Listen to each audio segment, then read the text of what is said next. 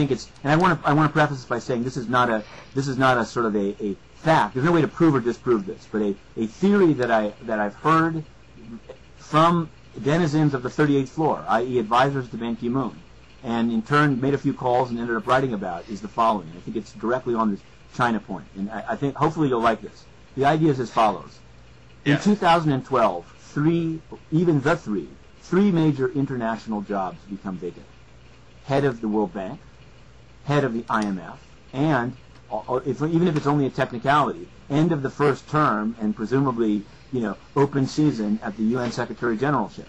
3 jobs, 3 positions. Here's what senior advisors to Ban Ki-moon say they believe is a game that has taken place below the surface. Feel free to laugh, but here you are. No. The U.S. has always controlled the World Bank. Right? And the Europeans have always controlled the IMF. Now, it's been under increasing fire from the developing world and others, and I think, so the game is as follows. Ready?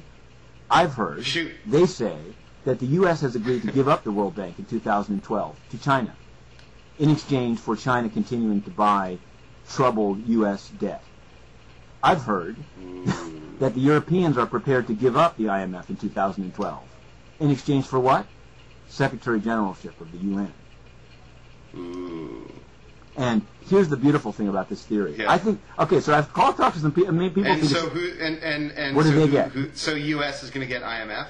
No, the U.S. just gets propped up economically.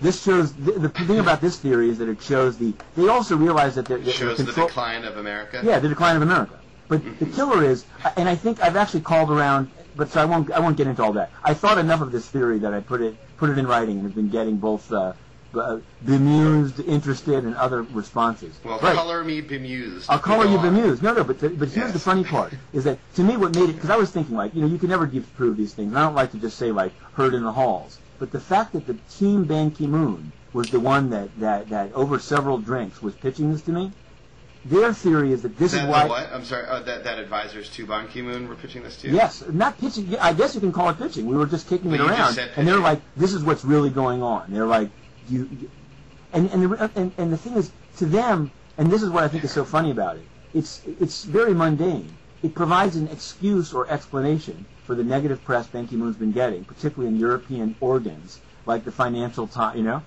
the Financial Times, The Economist. The reason that this really troubling theory works upstairs, they're like, it's not that we're getting bad reviews because nothing's being accomplished in Sri Lanka, Myanmar, etc. It's that the Europeans want the post.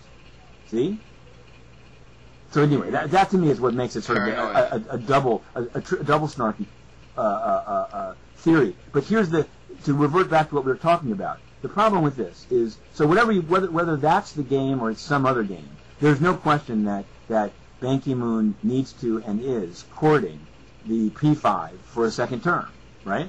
Of course. I mean, why wouldn't, Yeah, the beauty of this theory is that Ban's greatest defense to stay in power is that the African group got 15 years. It's not written anywhere, but the position is given out to regional groups in order, and it's sort of presumed that each group's supposed to get 2 terms. So even if if your guy doesn't stay in, as it was happening with Boutros Ghali for Africa, he was taken out after 5 years by the U.S., then Kofi Annan got 10 years. So the idea would be, Ban basically can say, not Ban, the Asians can say, if you take out Ban Ki-moon, we have got another Asian waiting, and he's going to get 10 years.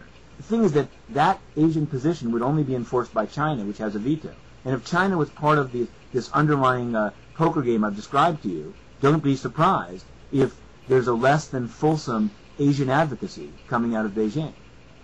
But I guess your theory seems to falter on the one question is, has Ban ticked off any P5 to the point where they would oppose his renomination?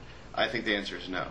I think every group, every region has reason to support Ban. He doesn't make waves here in the United States. He's generally supportive of America and American values. I was talking to a UN reporter the other day who said, at the end of the day, Ban believes that America is a force for good in the world, which is something you can't say about every other person at at the UN. Sure. The big variable and something you've raised is Russia, in particular. Russia's feeling slighted over Kosovo. Yep. And so that to me seems like it's the biggest obstacle. You know what I love about this theory is that it doesn't, instead of being kind of myopically focused on, like, because I think that's the way. I mean, I'm sure I'm always pontificating, but I'll super pontificate now. Things don't happen because people are objectively rating Ban Ki-moon and saying, like, he's bad, let's throw him out without regard to who comes next. Things like this happen because somebody wants the seat, right? You know what I mean? Like, a revolution is not like people don't like the leader. It's also like somebody else wants it. You know what I mean? Yeah, or a coup, let's say. in the So in this case, what's great about this theory, and I think also the reason it works for the people upstairs, it's a kind of a no-fault situation for Ban Ki-moon. It's not that he's getting bad press because of no accomplishments, and it's not that he might be taken out because he's done a bad job. It's that some other powerful force wants the seat. See what I mean? And the force that would naturally defend him, i.e. China, on behalf of the Asian group in keeping the seat, has been bought off with something else. So I don't want to say that this theory is perfect. I just want to sort of like that's why it's sort of